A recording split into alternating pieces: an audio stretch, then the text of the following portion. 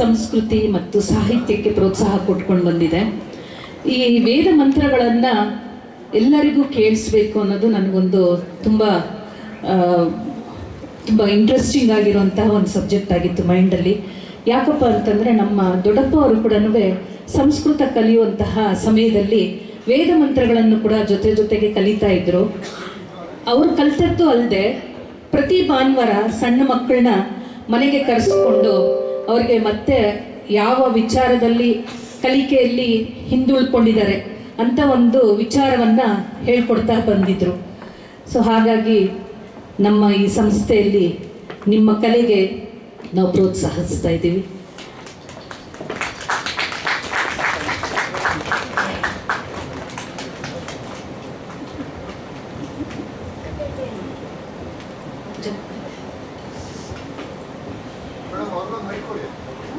ಕೊಟ್ಟಿ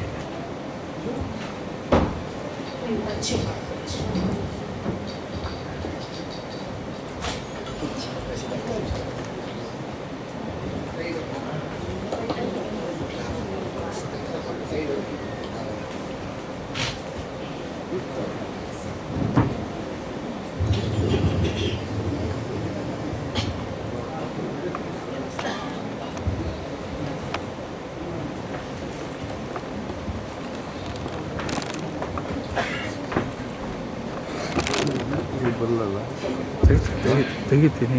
ಕೆಳಗಡೆ ಕೂತ್ಕೊಂಡ್ಬಿಡ್ತಾರೆ ಇವಾಗ. ಕೂತ್ಕೊಂಡ್ರೆ ಬಗ್ಗಿಸ್ತೀನಿ. ಅದೇ ಮುಂದೆ ಹೋಗಿ ಬಗ್ಗಿಸಿ, ಮುಂದೆ ಹೋಗಿ ಬಗ್ಗಿಸಿ.